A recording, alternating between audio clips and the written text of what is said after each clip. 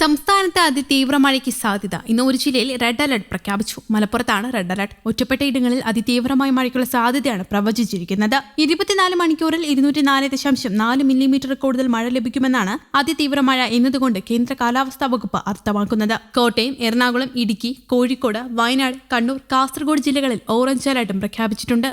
ഒറ്റപ്പെട്ട ഇടങ്ങളിൽ അതിശക്തമായ മഴയ്ക്കുള്ള സാധ്യതയാണ് പ്രവചിച്ചിരിക്കുന്നത്. 24 മണിക്കൂറിൽ 115.6 മില്ലിമീറ്റർ മുതൽ 204.4 മില്ലിമീറ്റർ വരെ മഴ ലഭിക്കുമെന്നാണ് അതിശക്തമായ മഴ എന്നതുകൊണ്ട് അർത്ഥമാക്കുന്നത്. പത്തനംതിട്ട, ആലപ്പുഴ, തൃശൂർ, പാലക്കാട് ജില്ലകളിൽ ഇന്ന് യെല്ലോ അലർട്ടാണ്. ഒറ്റപ്പെട്ട ശക്തമായ മഴയ്ക്കുള്ള സാധ്യതയാണ് പ്രവചിക്കപ്പെട്ടിരിക്കുന്നത്. 24 മണിക്കൂറിൽ 64.5 മില്ലിമീറ്റർ മുതൽ 115.5 മില്ലിമീറ്റർ വരെ മഴ ലഭിക്കുന്ന സാഹചര്യത്തെയാണ് ശക്തമായ മഴ എന്നതുകൊണ്ട് ഇവിടെ അർത്ഥമാക്കുന്നത്. അടുത്ത 3 മണിക്കൂറിൽ തിരുവനന്തപുരം, കൊല്ലം, പത്തനംതിട്ട, ആലപ്പുഴ, കോട്ടയം, ഇടുക്കി, എറണാകുളം ജില്ലകളിൽ ഒറ്റപ്പെട്ട ഇടങ്ങളിൽ ഇടിമിന്നലോട് കൂടിയ നേരിയതോ മിതമായതോ ആയ മഴയ്ക്കും മണിക്കൂറിൽ 40 കിലോമീറ്റർ വരെ വേഗതയിൽ വീശേക്കാവുന്ന ശക്തമായ കാറ്റിനും സാധ്യതയുണ്ട്. മറ്റു ജില്ലകളിൽ ഒറ്റപ്പെട്ട ഇടങ്ങളിൽ ഇടിമിന്നലോട് കൂടിയ നേരിയ മഴയ്ക്കും മണിക്കൂറിൽ 40 കിലോമീറ്റർ വരെ വേഗതയിൽ വീശേക്കാവുന്ന ശക്തമായ കാറ്റിനും സാധ്യതയുണ്ടെന്ന് കേന്ദ്ര കാലാവസ്ഥാ വകുപ്പ് അറിയിച്ചു. വരും ദിവസങ്ങളിലും കനത്ത മഴ തുടരുമെന്നാണ് കാലാവസ്ഥാ നിരീക്ഷണ കേന്ദ്രം അറിയിച്ചിരിക്കുന്നത്. നാളെ 3 ജില്ലകൾ റെഡ് അലർട്ട് പ്രഖ്യാപിച്ചു. കോഴിക്കോട്, വയനാട്, കണ്ണൂർ ജില്ലകളിലാണ് റെഡ് അലർട്ട് പ്രഖ്യാപിച്ചിരിക്കുന്നത്. ഇടുക്കി, എറണാകുളം, തൃശൂർ, പാലക്കാട്, മലപ്പുറം, കാസർഗോഡ്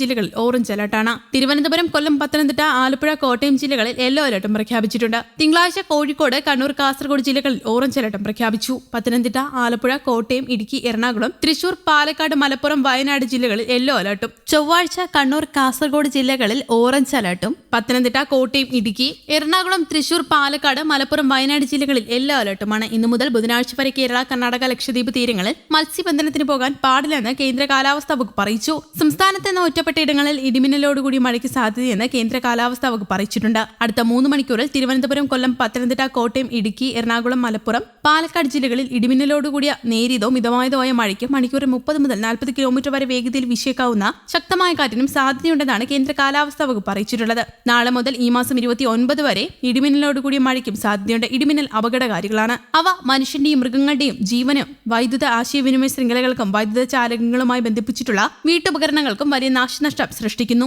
അതുകൊണ്ട് തന്നെ പൊതുജനങ്ങൾ ഇനി പറയുന്ന മുൻകരുതൽ സ്വീകരിക്കണം. കാർമേഘം കണ്ടു തുടങ്ങുന്ന സമയം മുതൽ തന്നെ സ്വീകരിക്കേണ്ടതാണ്. ഇടിമിന്നൽ എപ്പോഴും ദൃശ്യമാകണമെന്നില്ലാത്തതിനാൽ ഇത്തരം മുൻകരുതൽ സ്വീകരിക്കുന്നതിൽ നിന്നും വിട്ടുനിൽക്കരുത്. ഇടിമിന്നലിന്റെ ആദ്യ ലക്ഷണം കണ്ടുകഴിഞ്ഞാൽ ഉടൻ തന്നെ സുരക്ഷിതമായി കെട്ടിടത്തിനുള്ളിലേക്ക് മാറുക.